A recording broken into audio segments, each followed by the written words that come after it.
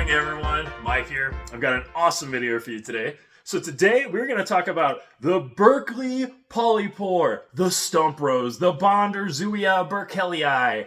This is an edible parasitic fungus that grows near oak trees between July and October. We're going to talk about some of the key identifying features and where you can find this mushroom. Let's get it. Wow, what in the Fibonacci sequence is that thing? That is the Berkeley Polypore, everyone. The Bondarzewia Berkeleyi. So this is a parasitic fungus, like I said. It is parasitizing that oak tree behind it right there. You will find them around really big oaks is typically where I tend to find them. And like I said, you will find these things July through October, so summer through fall, you can expect to find the Berkeley's Polypore. Remember to like, comment, share, and subscribe. It really helps the channel and keeps content coming your way. Now back to the Berkeley Polypore. Oh boy, man. What in the Fibonacci sequence was that thing? So Berkeley Polypore, they look absolutely magical, dude. I remember the first time I had come across that. It was one of my first years mushroom foraging. Those pictures I shared with you right there, I've actually found that fungus many years over and over again because it is a perennial fungus. Now, it is an edible fungus. I actually never took the time to eat that one. I honestly just like to kind of observe it and just enjoy it, really, because those, like, every time I would see that, that mushroom in particular was kind of like on the back side of this ridge where I would kind of take little mushroom hikes. And I knew every summer when I'd kind of walk back around there, I could find that thing. And I brought my brother with me one year after I had already located and identified it. And I brought him with me to show him the Berkeley Polypore. He thought that thing was amazing, man. I mean, we were just looking at it. And dude, the spirals on the thing, it looks like it holds the secrets to the universe, dude. I mean, it is a cool mushroom. But like I said, I've never tried it, but they are an edible mushroom. Very, when you get them young, they have a mild flavor. It is a polypore mushroom. Okay. So very easy to identify. So the bottom side does not have gills. Okay. It has pores. And one thing about it, they get really large. The one in that photo was honestly past its prime as far as eating is concerned.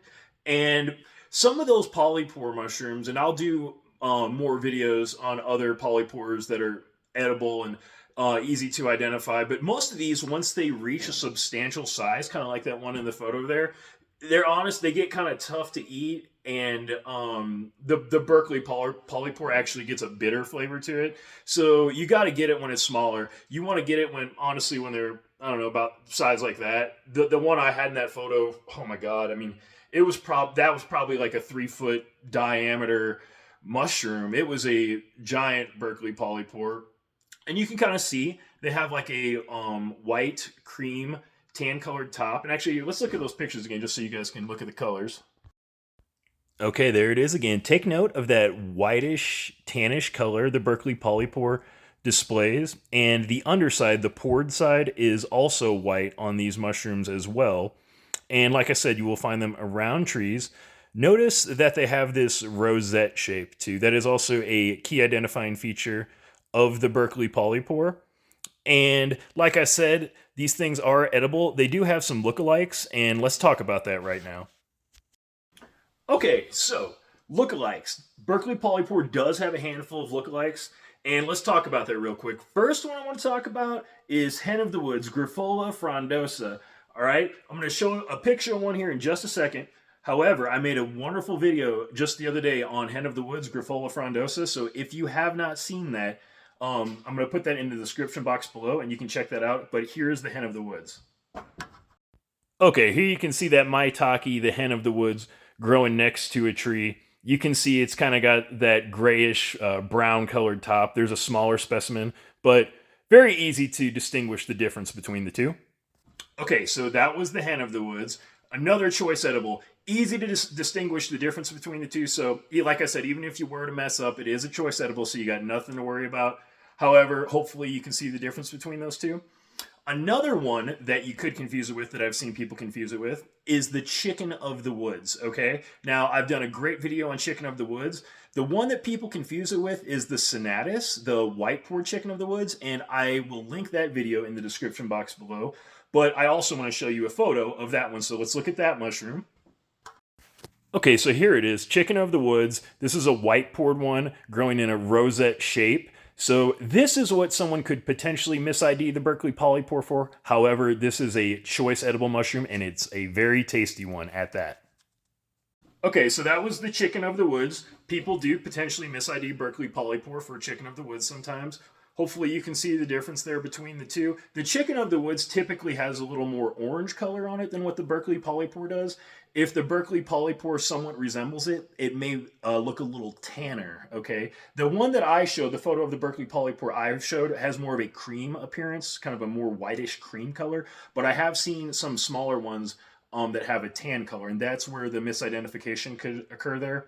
But like I said, the chicken is a choice edible, a really good one, so nothing to worry about there. The other one is Meropilots sumstinii, the black staining polypore. Okay, so that is another one people could confuse the Berkeley polypore with. So let me go ahead and show you a picture of that black stainer. Okay, here is that black staining polypore mushroom that some people mis-ID the Berkeley polypore for. You can see it is a whitish colored mushroom, but look at those little black spots on it, the little stains on that mushroom. Okay, so as you can see, that was the black staining polypore, Meropilus sumstinii. That one is a commonly mis-ID'd mushroom. So I've seen many people even mis-ID hen of the woods, thinking they have a hen of the woods, but it's actually a black stainer. All right. I have, and that is another edible mushroom, so nothing really to worry about there either. They cook up just fine. You'll enjoy it. But I have not done a video on that mushroom yet, but stay tuned because I will have one of those videos in the future. So if you have not subscribed to the channel, make sure you do that so that way you catch that video in the future. But hopefully today everybody found this video on the Berkeley polypore helpful and informative, and maybe you'll be able to find one and observe one the next time you take a trip into the forest. If you guys have any questions, please put those in the comment section below. I thank you so much for tuning in today. If you could, please drop this video a like, and I will catch you on the next one.